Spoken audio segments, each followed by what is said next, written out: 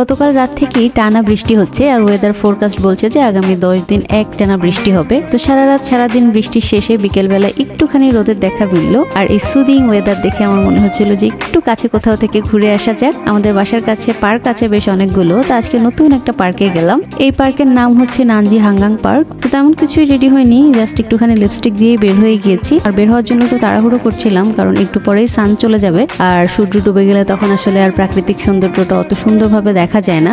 দিনের আলোতে প্রকৃতিটাকে যতটা সুন্দর লাগে রাতে অন্যরকম সুন্দর, বাট এই পার্কগুলো দিনের বেলা অনেক বেশি সুন্দর লাগে। এখানে মানুষজন বিকালবেলা এক্সারসাইজ করে, সাইক্লিং করে, বাচ্চারা খেলাধুলা করে। আর যেহেতু উইকেন্ড, যার কারণে একটু মানুষজন বেশি ছিল, প্রচন্ড ভিড় ছিল। অনেকে আবার বাসা থেকে খাবার দাবার বানিয়ে নিয়ে এসেছে, এখানে পাটি বিছিয়ে বসে বসে খাচ্ছে। এই পার্কটা অনেক প্রশস্ত আর অনেক খোলামেলা, চারপাশে একদম সবুজে ঘেরা। তো এখানে এসে চারপাশে ঘোরাঘুরি করছিলাম, মানুষজন দেখছিলাম সবাই কি করছে। আর এখানে এই যে সুন্দর সুন্দর মেয়েরা সাইকেল চালাচ্ছে। আমার খুব সাইকেল চালাতে ইচ্ছা করে, কিন্তু আমি পারি না, যার কারণে আসলে সাইকেল চালানো হয় না। কোরিয়ানরা সাইকেল চালাতে খুব পছন্দ করে। শীতের দিনে এখানে সাইকেল চালানোটা সম্ভব না, কারণ অনেক বেশি ঠান্ডা থাকে। শীতের দিনে সাইকেল চালালে হাত পা সবকিছু একদম ঠান্ডা হয়ে অবসর মতো হয়ে যায়, যার কারণে সামারে এরা সাইকেল চালাতে ভীষণ পছন্দ করে। আর কোরিয়ানদের নিয়মিত এক্সারসাইজ এবং ওদের পরিমিত খাদ্যাভ্যাস ওদেরকে অনেক দিন পর্যন্ত ইয়ং এবং সুস্থ রাখতে সাহায্য করে। এবং অনেক বয়স্ক কাউকে দেখলেও মনে হয় না যে তার বয়স কত, দেখলে মনে হয় যে ইয়ং। ফেস না দেখলে তো একদমই বোঝা যায় না বয়স কত হবে।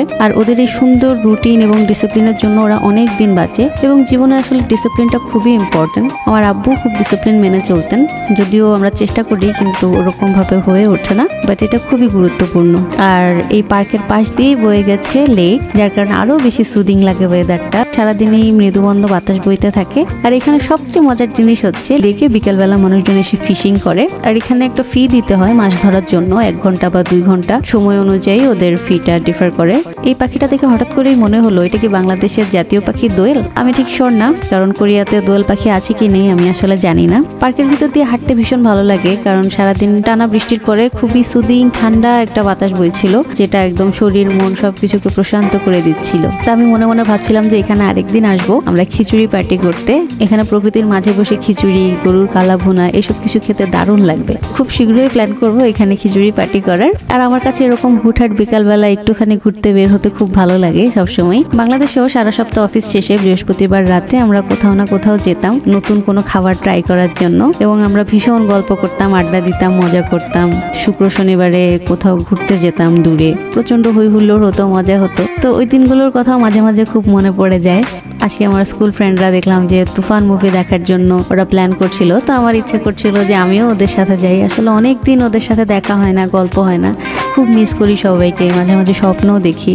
অপেক্ষায় আছি কবে সবার সাথে অনেক সুন্দর একটা সময় কাটাতে পারবো।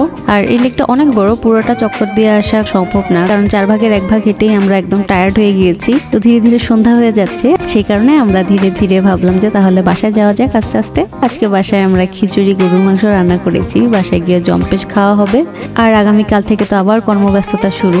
আর সারা সপ্তাহ ধরে এই উইকেন্ডের অপেক্ষাই সবাই করতে থাকে একটুখানি প্রশান্তির আশায়। তো আজ এখানেই বিদায় নিচ্ছি। ভিডিওটা কেমন লাগলো আমাকে অবশ্যই কমেন্ট বক্সে জানাবেন, আর ভালো লাগলে লাইক এবং শেয়ার করে দিবেন। সবাই ভালো থাকবেন, সুস্থ থাকবেন, আর আমাদের জন্য অনেক দোয়া করবেন। আসসালামু আলাইকুম।